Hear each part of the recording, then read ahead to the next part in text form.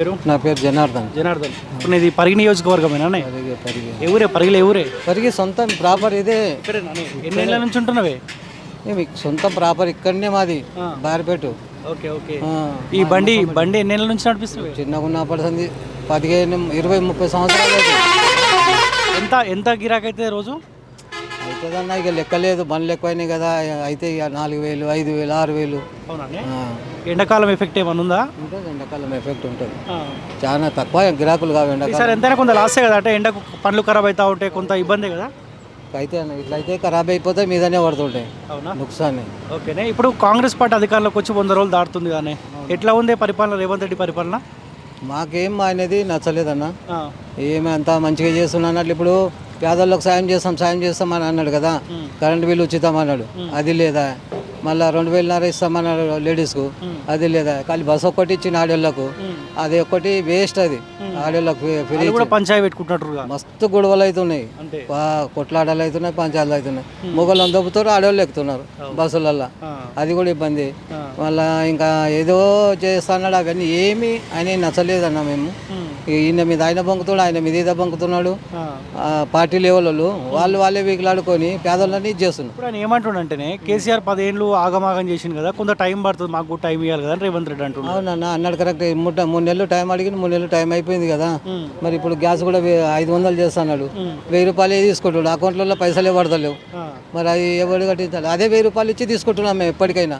మరి 500 వేస్తున్నాడు, 500 ఇది వరకు పడలేవు. 15 రోజులు ఇది కూడా అమౌంట్ పడతలేదు 500. మళ్ళీ అది కూడా వేస్టే కదన్న. మొన్న అసెంబ్లీ ఎలక్షన్లు అయినాయి కదా, అప్పుడు ఎవరు కోటేసినవే?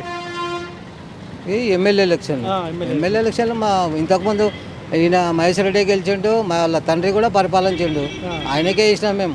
అప్పుడు కూడా భయం ఏముందన్న, ఊరు మనిషి ఆయన అంటే వేరే ఊరు ఆయన ఉన్నాడు ఇంకా రామ్మోహన్ రెడ్డి. కాంగ్రెస్ గెలిచింది ఇక్కడ కాంగ్రెస్ గెలిచింది. ఎందుకంటే ఇక అది చెప్పొద్దు, ఇక డబ్బులు ఇచ్చి గెలిపిస్తావారు, ఒకనోనికి లక్షలు ఇచ్చి గెలిపిస్తావారు. పైసలు ఇచ్చే గెలిపించారు, పైసలు ఇచ్చినాకనే ఆయన గెలిచారు, లేకుంటే గెలవకుండా కూడా. ఓకే. ఇప్పుడు ఎంపీ ఎలక్షన్స్ రాబోతున్నాయి కానీ బీజేపీ, కాంగ్రెస్, బీఆర్ఎస్ పార్టీ 3 పార్టీలు కనిపిస్తాయి. ఈసారి ఎవరికి ఇద్దాం అనుకుంటారు? ఈసారి బీజేపీ వస్తుంది అన్న, ఎట్లయినా కంపల్సరీ బీజేపీ వస్తుంది. బీజేపీకే ఇస్తాము. బీజేపీ ఎందుకే? మోడీ మంచిగానే చేస్తున్నారు పరిపాలన. ఇప్పుడు సోనియా, ఇప్పుడు వాళ్ళు ఏమంటారంటే మేము మా రాహుల్ గాంధీ ప్రధానమంత్రి అయితే మేము హామీలు ఇస్తాం అని మాట్లాడుతారు. అది తప్పు కదా. ఇప్పుడు ఇన్ని సంవత్సరాలు చేసారు, వాళ్ళు ఏమి సాధించారు చెప్పు? పేదోళ్ళకి ఏమన్నా అనుకూలంగా ఇచ్చేసారా? ఎండకు ఎండుతున్నాం, వానకు వస్తున్నాం. 50% ఎండకు నాని ఎండకు సచ్చేటోళ్ళే చాలా ఉన్నారు, నీళ్ళపాట కూర్చునేటోళ్ళు చాలా భాగం ఉన్నారు. వాళ్ళు మాకు పేదోళ్ళకి ఏం సహకరిస్తారు చెప్పు? వాళ్ళు ఏం సహకరిస్తారు. ఇప్పుడు నువ్వు టీఆర్ఎస్ పార్టీ నుండి బీజేపీకి ఓటేస్తావని సెంట్రల్లో? అవునన్నా, ఇప్పుడు ఆయన సౌకర్యం చేస్తుండు కదా.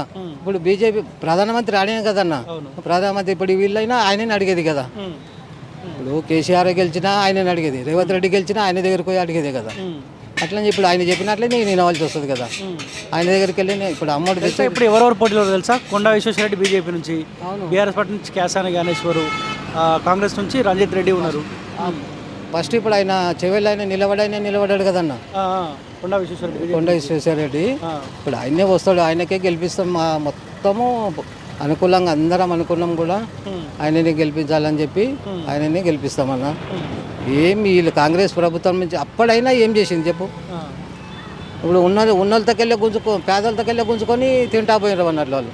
కాంగ్రెస్ ప్రభుత్వము పేదలతోకెళ్ళి తింటా పోయినారు. ఇక అది ఆంధ్ర కొట్టుకపోయా, తెలంగాణ కొట్టుకపోయా అని చెప్పి ఇక్కడ అంతా తీసుకుపోయి అక్కడనే పెట్టుకున్నారు. ఇక్కడ తెలంగాణకి ఏమున్నారు, ఏం సాయం చేయలేరు వాళ్ళు.